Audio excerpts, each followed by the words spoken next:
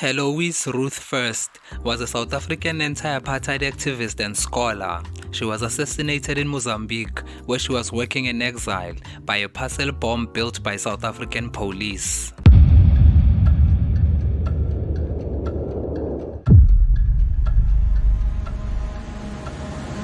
Ruth First was born on 4 May 1925 in Johannesburg to Jewish parents, Julius First and Matilda. Julius immigrated to South Africa from Latvia at the age of 10, while Matilda arrived from Lithuania when she was just 4. Both her parents were passionate anti-apartheid activists and played a pivotal role as founding members of the Communist Party of South Africa, which later evolved into the South African Communist Party. Growing up in Kensington, Ruth and her brother, Ronald, were embedded in a politically charged environment. Ruth was drawn to practical political action. By the age of 14, Ruth became a member of the Young Left-Wing Book Club, aligning with her parents' political inclinations. During her teenage years, Ruth attended GB High School for Girls before making history as the first in her family to pursue a university education. In 1946, she graduated from the University of the Witwatersrand with a bachelor degree in social science, excelling in anthropology, economic history, sociology, and native administration. As a student, Ruth taught literacy to African workers at the night school run by the Communist Party of South Africa. She eventually joined the Communist Party, aligning herself with the African National Congress in their fight against the apartheid regime in South Africa. It was during her university years that she recognized the profound connection between student concerns and national issues. She played a role in founding the Federation of Progressive Students, later known as the Progressive Students League, and befriended notable figures such as Nelson Mandela, who would later become South Africa's president, and Eduardo Mondlane, the first leader of the Mozambican liberation movement, Frelimo. Following her graduation, Ruth began a career as a research assistant for the Social Welfare Division of the Johannesburg City Council. Her involvement with the Communist Party intensified in 1946 during a series of mine strikes that led to the arrest of key party members. Motivated by the circumstances, she requested an immediate departure from her position and quickly rose to become the editor-in-chief of the radical newspaper, The Guardian. Unfortunately, the newspaper faced continual bans due to the Communism Suppression Act and often had to adopt new names due to government censorship. From 1947, Ruth, alongside Gert Sibane and the Reverend Michael Scott, exposed the brutal treatment and forced confinement of farm laborers in the then Eastern Transvaal. In 1954, she became editor of Fighting Talk, a literary journal that carried political comment and created spaces for new fictional writing. Through her fearless investigative journalism, Ruth brought attention to apartheid policies that marginalized Black South Africans, particularly following the National Party's rise to power in 1948. Questions of capitalism, male labor, and class were always at the center of Ruth's practice and writing. In her journalism, Ruth confronted South African capitalism in the cities and in its most brutal forms on farms and in the mines. Ruth published 3 particularly incisive analyses in Africa South, edited by Segal. The first was an account of the bus boycotts that began in Alexandra, a black township north of Johannesburg, and spread through the reef down to Port Elizabeth. Through the long weeks of the boycott, the political initiative passed out of the hands of the government and the cabinet and into the hands of the people, she wrote. The second documented the recruitment of contract labor and the rounding up of foreign natives, supplemented by private farm prisons to labor on Bethal potato farms. The third presented a compelling account of the emergence of the political economy of Southern African labor migration since the turn of the 20th century that preceded later abstract Marxist analysis. Mining companies, she explained, found labor that was abundant and cheap by using only contracted migrant labor at cutthroat wages on the assumption that African mine workers brought from their rural homes to the reef for stipulated contract periods were really peasants able to subsidize mine wages from the land by establishing a labor recruiting monopoly and reducing costs of wages, food, and quotas by setting up a highly centralized system for controlling wages. Ruth first was put into jail because of what she thought and what she said. She was a journalist, and she was one of the very few people in the 50s and the 60s who was trying to tell the truth about what was going down in this country. And it eventually cost her life.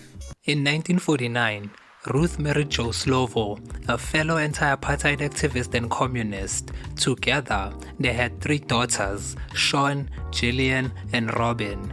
Their partnership solidified their roles as influential figures during the protest movements of the 1950s, a time when government sought to suppress any dissenting voices. Both First and Slovo were active members of the ANC, in addition to their involvement with the Communist Party, participating in significant protests throughout the 1950s. Beyond her work with The Guardian and its successors, Ruth played a crucial role in the formation of the South African Congress of Democrats in 1953, an initiative designed to support the ANC's efforts by mobilizing white activists to challenge the Nationalist Party. Ruth served on the drafting committee for the Freedom Charter, but was unable to attend its presentation on June 25, 1955, due to a burning order. Her commitment to social justice took her beyond South Africa. She represented South Africa at the International Union of Students and participated in the founding conferences of the World Federation of Democratic Youth, traveling to places like the Soviet Union, China, Britain, Italy, Yugoslavia, Germany, and France.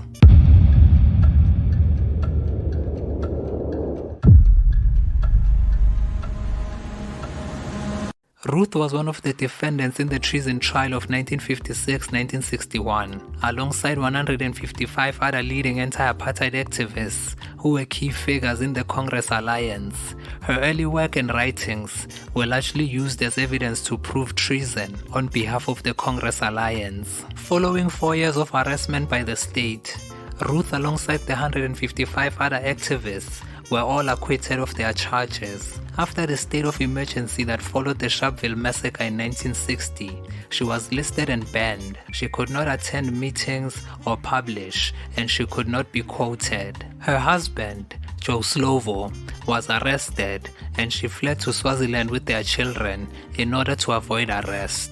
During the second half of the state of emergency, she returned to Johannesburg with her children secretly and lived underground. In 1961, Ruth traveled to Namibia to interview the native Africans in the region. Though she was refused access to archived records, the material she collected during a 4-day trip was used to write her first book, Southwest Africa. Owning a copy was punishable by up to 5 years in prison. Around this time, she also helped arrange the first broadcast of Radio Freedom in Johannesburg.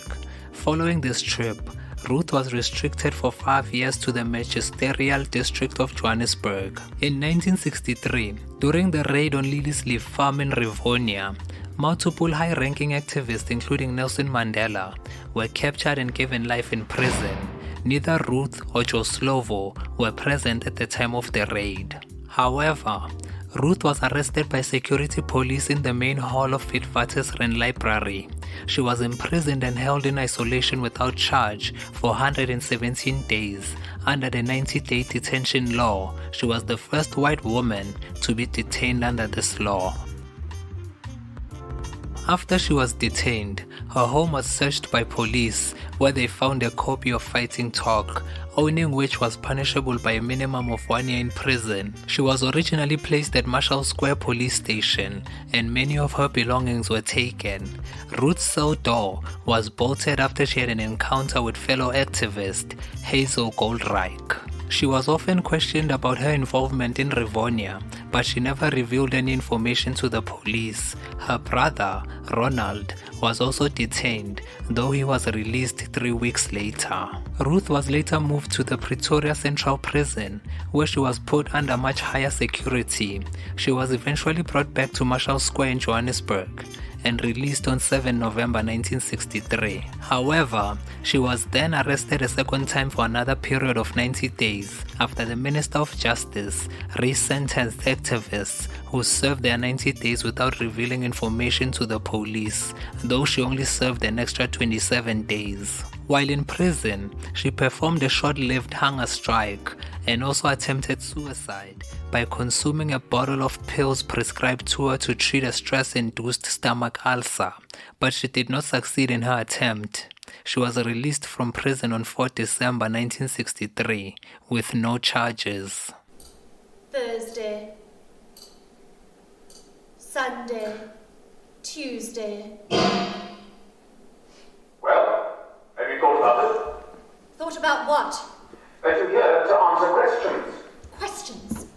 You mean information about my friends? She was the first white woman to be incarcerated under the 90-day law. And she was actually kept in prison for 117 days. And because she was a journalist, after her incarceration, she actually wrote a book called 117 Days about her time in prison.